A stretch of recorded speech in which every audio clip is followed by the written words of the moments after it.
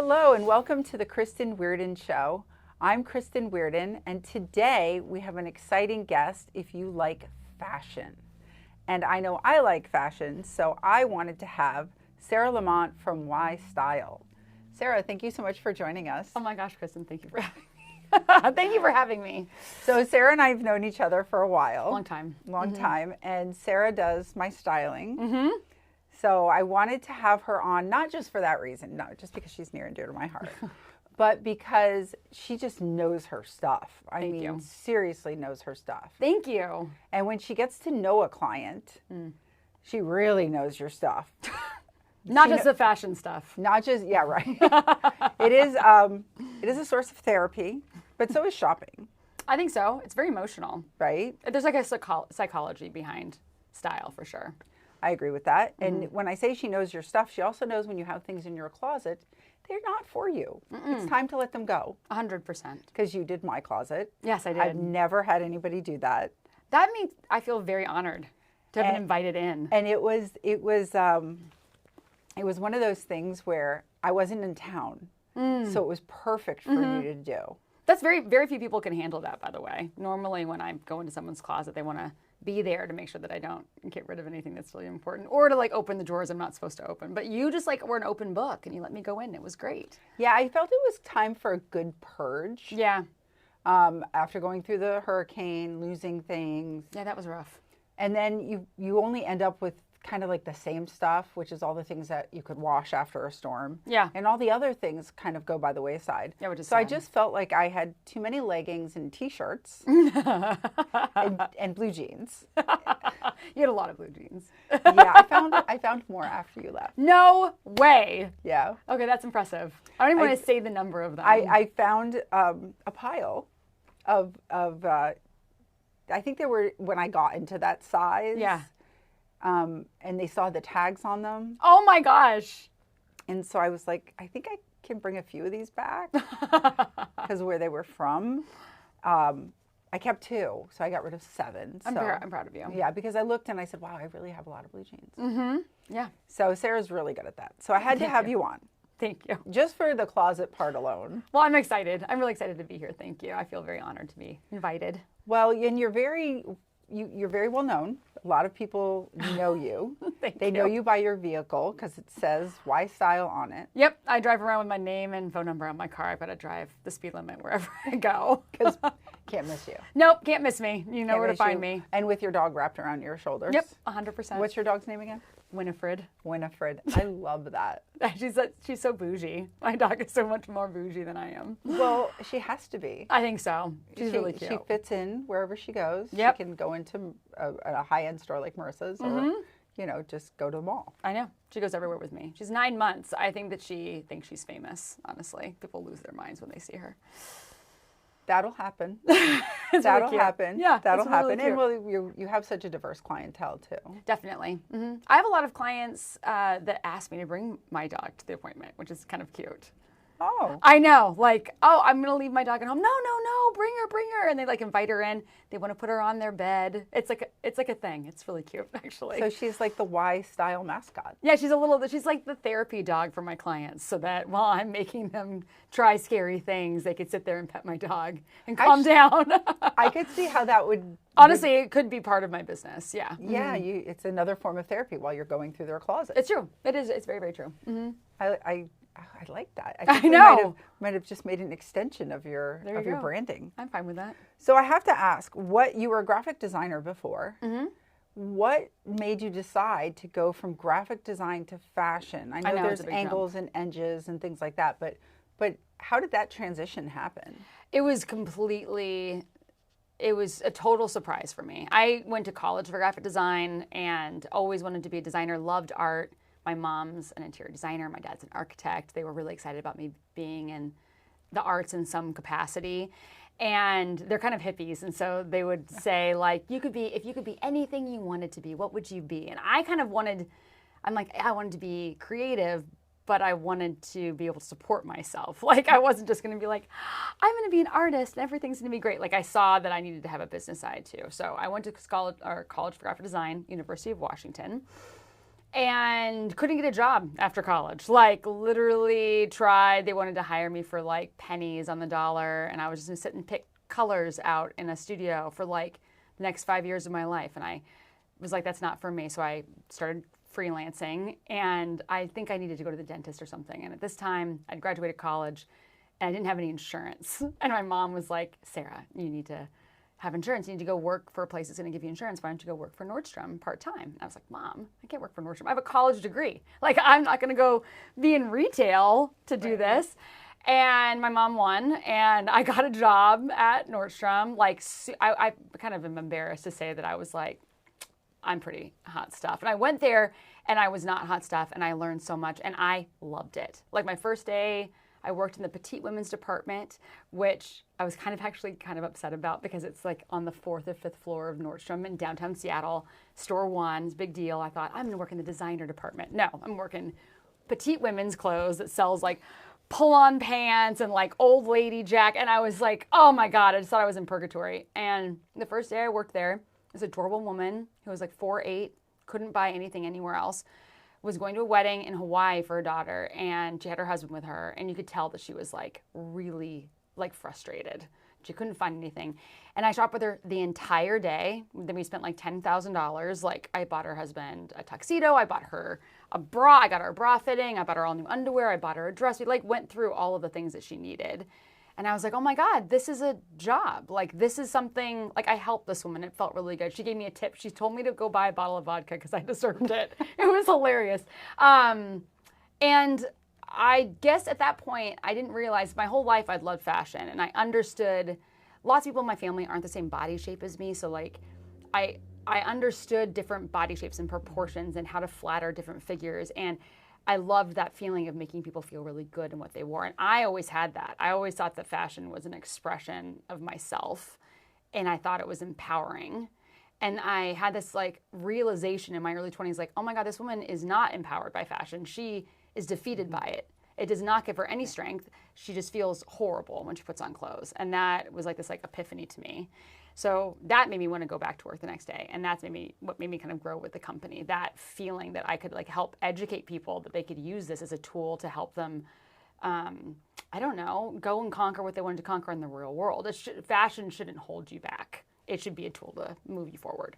So that's what started. My mom always says, like, I got you that job at Nordstrom. Like, she likes to take credit for that, and Mom she did. is very proud My of mom, you. my mother was right. My mother was right. And yeah, For moms around the world, yeah. occasionally you guys get it. I mean, yes. It took me like a decade to admit it, but she was definitely right. Yeah. So I worked with the company for maybe a year.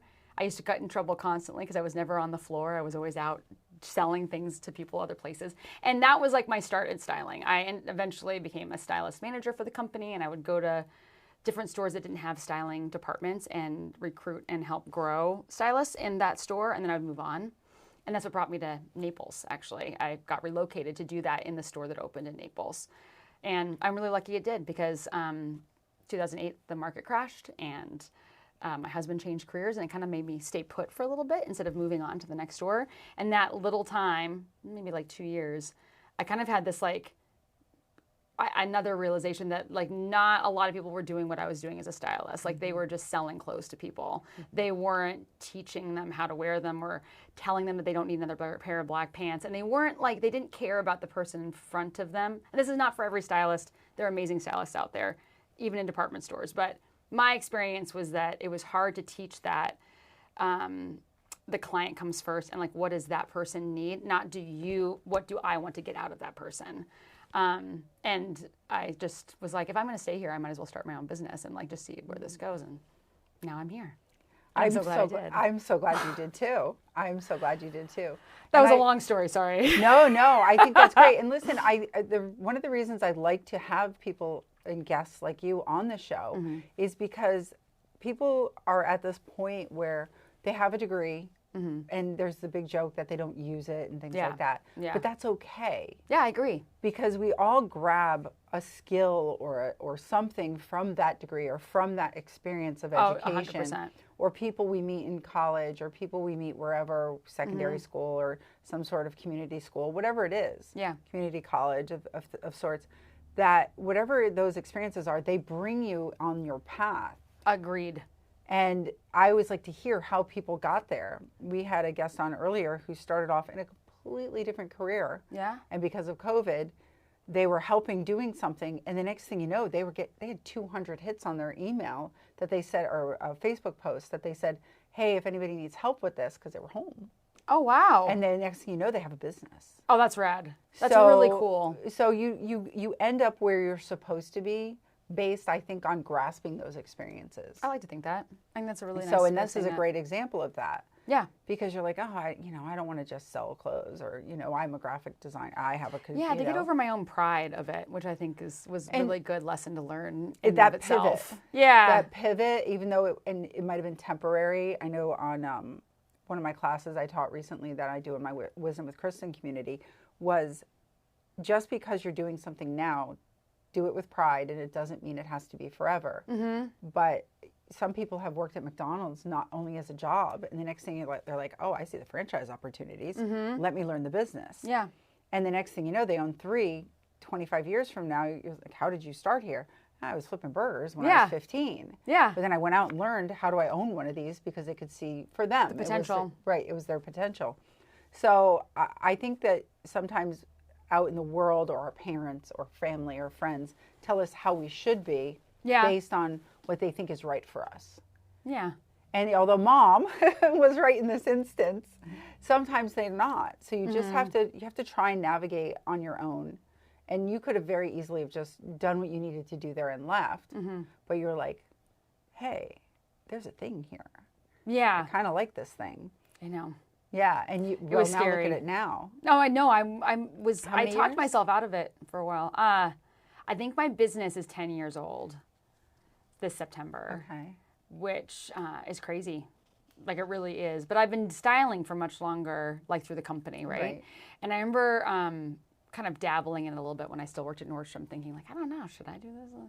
And when I decided to leave, I told my dad I was going to leave, and my dad was nervous. Like, my dad and I are very similar. Like, I was like, I need to have stability. I want to make sure I can pay my mortgage. I need to have insurance, apparently. Like, I actually left Nordstrom the day my husband got his job.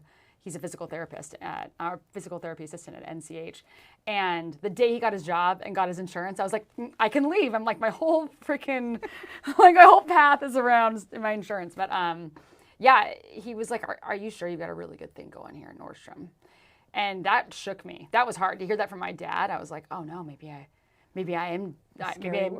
shouldn't do this. Maybe I'm thinking too much. And and then I left and I made like double what I made at Nordstrom the first year. I remember thinking, if I can just pay my mortgage each month, I'll be fine. Like, that's all I got to do. That's fine. And then my very first month that I started my business, I got hired to go to England for a week to shop with a client. And I was like, what? Like, this is crazy. So I'm really happy I did it, but it was really scary to get to that moment where I was ready to jump, I guess, Well, entrepreneurship is scary. Yeah. I have not talked to I have not talked to an entrepreneur yet. Oh, really? Who hasn't had some sort of hesitation or over planning, or had 2 jobs for a while because they were afraid, probably longer than they needed to have the 2 jobs because the other one had already replaced the income. Yeah. But they stayed with the first job because they're like, yeah, like this, even if it's going well, it's not going to go well forever. Like, this is just a fluke, you Right. know, like, and then first year goes by, I'm like, well, we need to get 5 more years under our belt. Let's just like try this again. It's going to fail after 3 years. Like, I don't know what that inner monologue is. And that's what it is. It's an inner monologue. Yeah. It's usually messages we've heard or have learned. Yeah. Something when we're younger most of the time. But a lot of people who went through that, you just mentioned 2008. Yeah. So a lot of people went through that. I think as you reach that adult cusp and responsibilities, and you see other people struggling, you're like, oh, I don't want that. Yeah, like, you don't want to put yourself, you work so hard. I wasn't raised with a lot of money. I was raised with a lot of freedom, which I loved. And my parents never went without anything I needed. But, like, it was not, there were months where I was like, well, I have this much money, and so I'll eat ramen for 3 weeks. Like, that helped me a lot with being able to run my business, but it also made it scary. Like, oh, I'm at a place where I have a salary and I have stability and I have growth. What is wrong with me? Why aren't I satisfied? Like, I should just be satisfied. That's also the entrepreneurial part, because Yes. I'm finding, again, speaking to different entrepreneurs, that there is I made this much in sales, or my business is at this level. You know, do I want it? There's two things. Do I want to grow it to a higher level? Yeah. Because that's scary. Oh, yeah. Or the other one is, well, I need to grow it to a higher level. Let's baby step it. Or, and some people are just like, I'm going to jump to the higher level. I would but love to all jump of to that them, level. but all of them are kind of, there's that, well, I'm doing good right now. Let me just keep it right where it is. Yeah, it's not going to last forever. Yeah, exactly. Don't rock the boat. It's a silly thing. I think that I've moved past that a little bit. But it did take me a little too long to move past it, like you're saying. But you were brought up going to college, and you have a business, and you work for somebody, you know, or you don't have a business, you work for someone else. And so when you do it on your own, it's kind of a figure it out as you go also. It is, yeah. And it's a comfort level you have to reach. Yeah, that's true. And then how do you feel with your clients? Do you feel like when you're working with them, yeah, how do you feel when you're working with them, in the sense of, like, what am I trying to say? Like, is there a sense of, I'm doing this for them, or I'm doing this for my business, or is it a combination? Oh, that's a really good question, because I think that, because we might as well just throw the cards on the floor. If you want to know my life story, I just spit everywhere. That's it. Just throw the cards on the floor. The whole foundation of my business is that it's client first. Like, the client kind of dictates, not the client telling me, but the client's lifestyle dictates, like, what's happening. So there's no instances that I can think of where it's like, I'm doing this for me. I'm 100% doing it for the client. And I think that I'm doing that, and I've run my base, the business is founded on that. So the stylists that work for me and my assistants, that's like the number one core value. It's not about you, it's about them. But the reason why I did that is because I feel like fashion is, like, so judgy. Like, when I tell people, I'm trying to think of a diplomatic way of saying it, but it's exactly that, especially with reality TV, with all the things, all the images we have on a daily basis. It's like them and us kind of shit. Like, whenever I tell anyone that I'm a stylist, it is immediate shame on their face. There is no, like, oh, that's so cool. Have you heard about this new designer? First, it's like, oh, I know. I look like shit. Like, I was just going to Costco. I know. I'm sorry. I know. I need to lose 5 pounds. I don't know what it is, but just me being a stylist and looking at them is like, oh God, I've been seen, and they just think I'm judging the crap out of them, and I'm not at all. I want to say, like, I was just in sweatpants. Like, I haven't washed my hair in 2 days. Like, you're fine. Like, I'm good. But so with that, I want to break that down. Like, I don't want people to feel like that when they work with me or anyone in my company. I want people to think that, like, we are coming to help lift you up and not to just shame you and fit you in a box. So trends come and go, styles come and go, your body weight. I mean, we're women, so we can always lose 5 or 10 pounds. Like, there's always this, like, roller coaster that we're on with our fashion. But when I'm there with my client, it's their time, it's a positive time, and it is all about what makes them comfortable. There's no, like, me talking people into things that are too expensive for their budget, or things that they should wear even though it's not going to be comfortable. It's 100% about their life. So I always say, especially with people who are new to fashion, like, style is when fashion meets function. Like, my job is to not just tell you what is in trend and what is working. It's to learn about your life and, like, who you are. Like, what do you do on the weekends? Where do you go to dinner? Like, what is your home life like? How many kids do you have? Like, where do you want to be in 10 years? And then I can help dress you to go there. Like, not me saying, well, the trends right now are 90s, so I hope you like low-rise jeans because that's what we're putting you in. You know, it's not like that at all. Aren't you glad I saved those? I was just, like, in the mirror doing my hair this morning in my sweatpants, because I was wearing sweatpants, like, fell down, and I thought to myself, I will never wear low-rise jeans again. I literally thought that in my head. It's the craziest thing, because I literally, I found the box. Yeah. And the box, I open it up, and I'm like, wow, American Eagle. Oh, wow. Hollister. Where did this box appear from? It was like in the back of the attic or something. Like, you think you're done? Boom. No, you're not. There it is. Just when I thought I had everything out. But then I said, oh, maybe I'll try a pair on. How do they fit? You're like, is a button supposed to be, do I just like lift this up and put it on? I don't know. It's it's just, because they're low rise. Yeah, I know. And we kind of let that part of our life go. Oh my God. I'd be like sitting on a stool like, okay, I'm just going to, like, let me just flex my abs. I think I have back problems because of flexing my abs so much for low-rise jeans. For low-rise jeans? Yeah. Because you have to like flex. Straighten them. I don't know. So back to the cards. I mean, I don't know. Oh, We're having so much fun here. No, it's not you. I'm distracting. I'm supposed to be leading. No, you're giving great information and great, drops of wisdom for people who want to maybe go out and start a business or create, or they're not sure where they want to be, or they're creative type. They can see that there's different avenues, and that's one of the great things that makes this interview amazing is you're talking all about that. Thank you. So that's why we just kind of threw the cards out. But there are a few questions I do need to get to. Okay, go ahead, hit me with them. All right. So you did say you do style men also. Yeah, I usually say, although I don't know what the actual numbers are, so I'm pulling this kind of out of my butt, but around 40% of my clients are men. Wow, that high. Mm-hmm. It's really, it's a weird balance because like 90% of my time is with women because women want to be invested in that time.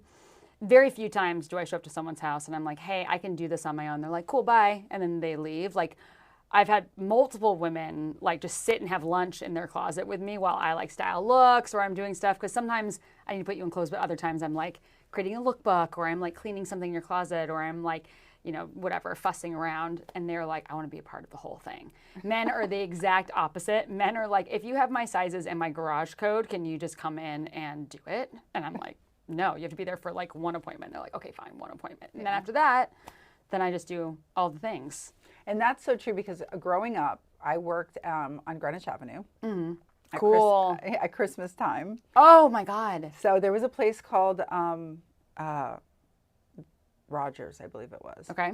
And then Richards was down the street. Okay. Richards is very popular, local. I think they're still local. I don't know if they franchise. It's like a store, like a men's store? Well, it's a department store now. It used to be one floor. Okay. So I went from one store, worked at one store for a while, and then I graduated to Richards. Oh, you're posh now. Down the Ave. And it was very down the Ave. Okay. But there was a man who worked there. His name was Mr. Hickey. And you have to remember the train station is at the bottom of Greenwich Avenue. Yeah. So they get off the train from New York. And they come up, and towards about 4:30, all of a sudden he starts laying out these looks. Oh. He'd have a suit. He'd have three shirts, 2 shirts, whatever, 3 ties, a belt, and he would just have them laid out. And these men would walk in. Yeah. Yes, no, like that shirt, don't like that shirt. I hate all of those ties. Mm-hmm. Okay, and this is before we could do this on the phone or whatever. Oh, of course, people are just coming in. They would just come in, and I was fascinated. Yeah. By that, and I was, this is great. Yeah. I read on your bio, I think it was, about how people don't, fashion can be like, a drag kind of thing. That's how I feel about it. No way. You always present very stylish. Hate shopping. Well, yeah. I hate the shopping part. Mm-hmm. I really, and it's not that I hate it, like I despise it or whatever. It takes a lot of time. Yeah. If I go into stores that are too crowded, I don't know if it's like an ADD or something, but I get overwhelmed. Oh, 100%. I get overwhelmed with I just want to go in and get what I need and leave. Mm-hmm.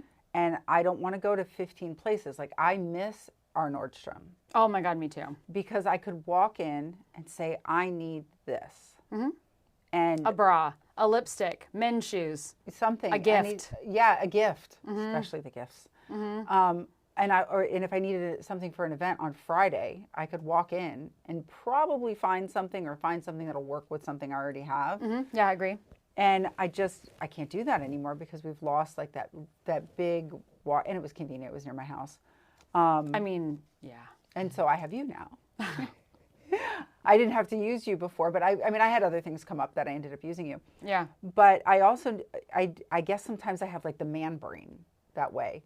I think a lot of people feel that way. I don't think that it even is like I don't think it's stigmatized to just men. Because there's some men, there's just some people, the psychology of fashion is just way too it just blocks. You have like an hour max, and then you're just like tapped out. Like you can't make any more decisions. 100%. When you've come to style a couple of shoots, and we've had to go like long because it's just like whatever. Yeah, I'm just like, if you think it looks good, I love it. Because I have you're right. I'm like about an hour and a half, and then I'm.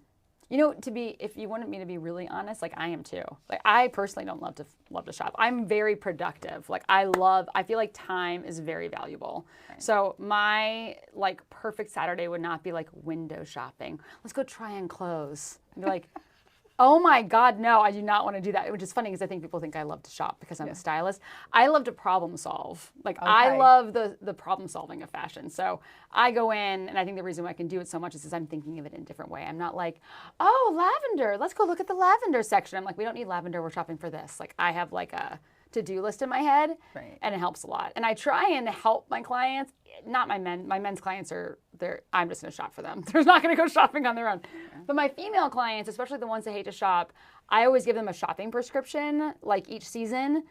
And I call it prescription because you can't buy anything that's not on it. So it like keeps them from making mistakes, which I like and they like. But also I give it to them. So I'm like, if you're ever forced to go shopping with your friends, and they're like, oh my God, this looks so cute on you. Oh my God, this looks so cute on you. Just say, I can't buy it. It's not on my shopping prescription. But if it is, then you can buy it. And I'm like, great, you can check it off. And they're like, oh, this is really nice. And I wish that everyone had something like that. Like, this is what I actually need. And if I find it, I'm going to buy it. And it would just take the pressure off of shopping. And then you wouldn't have to make all those decisions. And I think that's part of it, the decision part. It's so exhausting. It can be. I've been prom shopping with my daughter. God, that's exhausting. Twice, oh my God. I was like, the dresses are the same. Yeah, I was going to say, they're all exactly the same. If I showed you in her closet, I pulled them out recently because I'm like, what is going on here? What are these 4 gowns? And because, when we put everything in there, it's just like put it in the closet. Yeah, exactly. And I did. I found 2. Yeah? And I remember when we bought them. Oh, yeah? She was, I can wear this one to something else, but I can't decide between, I don't know, the red one and the black one or something. And as a mom, you're just like, get me out of the store, whatever. Just buy them both. Yeah, that's what I did. Yes. Because I think we were there for 3 hours. Plus you have to wait because, that's prom season. So you got to wait for a dressing room, whatever. But we were definitely there for 3 hours. That's too long. Driving to the other coast because it was one of those things. You're an amazing mom. You're an amazing mom. It was a struggle. And after that, I was like, I just can't. You're like, can you drive home? Because your mom is tired. I think I did make her drive home. I love that. I would have done that. I think I did. Like, worst case scenario is you get in a car accident. Okay, go on. Well, she was old enough to drive, so that worked. Mm-hmm. So what do you believe are the key elements of expressing yourself through clothes, like through fashion? What should people think of or look for? I think I always circle back to that, like, style is made when fashion meets function. So I think that as men are more like this. Women make a mistake often where they try and make a piece work because they like that piece and they want that piece to work, but it doesn't have any point in being in their life, right? So I think the key elements I try and educate and what I would like to that I use as a foundation is like, where are you going? Who are you? What do you want to present? Right. I have this one friend who's a school teacher who's really cool, and she hates to dress up. She's hiking the Appalachian Trail right now, and she would like to just be in hiking clothes like for the rest of her life. And when she goes to get dressed for like, I don't know, like there's like fundraisers for the school that she works for, and she has to be in like cocktail things. It's like she's in costume. Like she puts on clothes and she's like wearing, I would think for her it would be like a washable little black shift dress and like some really cool comfortable shoes and like a lipstick or something. And she's wearing like what I'm wearing. She's wearing like a sequin long sleeve gown and her hair's like done up. And she's like, what do you think? I'm like, I think that you look ridiculous. Like I feel like you need to think about who are you and what are your values? What do you want to present? And so I feel like a key fundamental value or kind of fundamental kind of rules to follow, although there are really no rules in fashion, are like be authentic and true to yourself.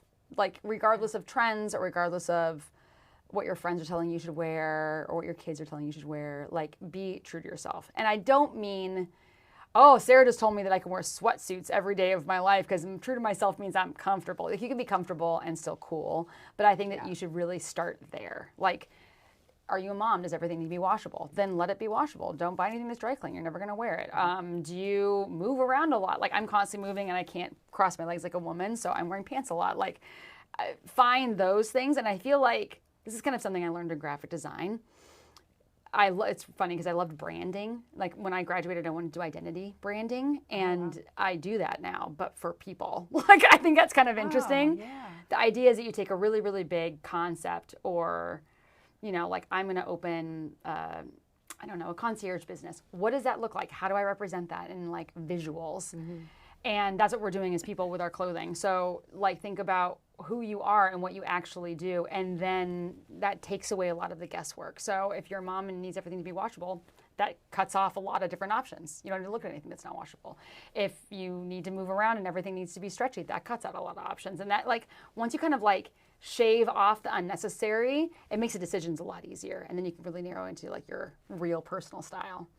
I also think that lots of people don't think about their body shape. Like, I've seen that.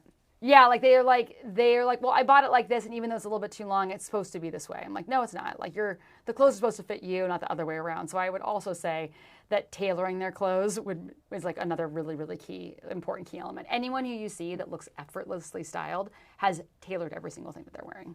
I see when people think they have to wear something trendy, and it doesn't fit their body shape. Yes. And I always say, at least I've always thought, and when I see that happen to, like, people I know, you can be stylish, but you don't always have to be trendy. True. Because if it works for you and it looks good on you, it's better for it to look good on you and have style than for it to be trendy and you look awkward. Yeah, trends are like condiments. Like, there's tons out there, but you might only like a few of them, and that's okay. They're like tools for us to use. We don't, just because a trend comes out does not mean that we need to wear it. Right. Trends are tools to be able to, that we can use to show our true style, or to, like, present the way we want to present. Does not mean that you have to wear low-rise jeans or Birkenstocks or whatever you want to wear. You can, like, take that, assess it, and go, oh, cool, so for this season, because I hate all of this other shit, that means I can narrow into this. I like quiet luxury. I'm going to do all neutrals with jeans all the time. Great. That's awesome. Do it. Yeah. You know? And that's how you come up with something that's a little more timeless, too. Like, you're not just like, I don't know, like, I've seen photos of people and I'm like, oh, so you really committed to that trend. Because it's just like, that was in 1985 and now you're in 1992 and now you're here. Like, you see the pictures around. I feel like if you really are true to yourself and who you are, that happens less, you know? I agree with that. Because I know for me, I caught up in a few trends, and they were great. But then for the price you pay for trendy things, on brand trendy things, I know, branded trendy things, especially with Instagram and stuff nowadays. Personally, I think it's hurt. Right? I think it's actually hurt some of the legacy brands, because if you're on Instagram constantly, or you are a branded person, you can't use that thing over and over again. So unless you have a sponsor, you're going to probably, at least I think, and some of the people I follow, they go with more on their brand for themselves and style, and then throw in a piece or two that might be trendy, or like, say, a blazer that might be trendy, or just that one piece. Yeah, it's not everything. It's not like remaking your wardrobe every single season. And who can afford that? I mean, no one can afford that. Yeah, don't believe Instagram. No one can afford that. Thank you. Thank you for You're saying welcome. that. Yeah. So we're not believing Instagram because no one can afford that. No. And no one's house looks like that, and no one's abs look like that. It's unrealistic. It's unrealistic, but also to, you said something earlier, it'll come to me, about, is it branding?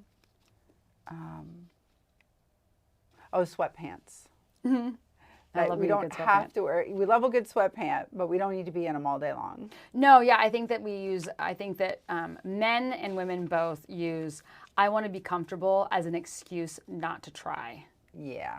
And I've seen that, again, there's like this psychology around what we put on our body, right? I see a lot of people maybe don't feel really good in their body, men and women alike, or maybe just don't feel good in their life, you know? They use that as an excuse, like, I just want to be comfortable. I don't care. And then they wear, horrible stuff like below the knee black skirt or something. Like, I don't know. I've seen some pretty bad stuff. And I want to be like, but I could dress you really comfortably. When I put clothes on them that are comfortable and they feel good in what they're wearing, like they feel like themselves, like it's gone. Like that just, I don't care, I just want to be comfortable, is like a protective layer. It's like a wall they put up so they could just have an excuse not to try, like, or excuse to look the way they do. Right. And I'm like, that's so sad. I feel like a lot of that is Instagram and this like perfectionism thing. Like, people aren't perfect, and you're allowed to be you. So you've heard it here. People aren't perfect. You can live real life. Yes. You can style yourself, be comfortable, not be slouchy. Yes, you can be really. I have a little tagline that I don't want anyone to be embarrassed to bump into someone at the grocery store again. Like, I don't want you to be like, oh no, I'm seeing that person. Oh, I can't see them right now. Like you can not like them and not want to see them. That's fine. But I mean, like, because of what you're wearing. Right. Right. And I get that a lot because I'm a stylist, and so people see me and they immediately apologize for what they wear. I don't want them to feel like that, like, ever. So I love working with Sarah. Thank you so much for being on today. Oh, thank you. And I love that we're closing with those things. Thank you. Because I think out there in Instagram world, I love Instagram. It's great for inspiration. It can be. And social media can be, give us some education or inspiration, but we still need to be us. Yeah, I think we should just be real. Just like let your freak flag fly, I love that. People always say like, oh, I can't, you can wear the sequin suit, Sarah. It's just you. I can never wear that. And I'm like, just leave your house. What's the worst that's going to happen? Like, you're not going to like it? Fine. That's one day. Like, big care. Like, have fun, play, Fashion's supposed to be fun. Thank you, Sarah, for being here today. Oh, I'm happy to be. And thank you so much for joining us today on the Kristen Weardon Show. You can find more about Sarah and her Why Style in the description section of this podcast. And you can find the podcast on your favorite places to watch them, including iHeartRadio and our clips on YouTube. Have a great day, and I'll see you on the next episode.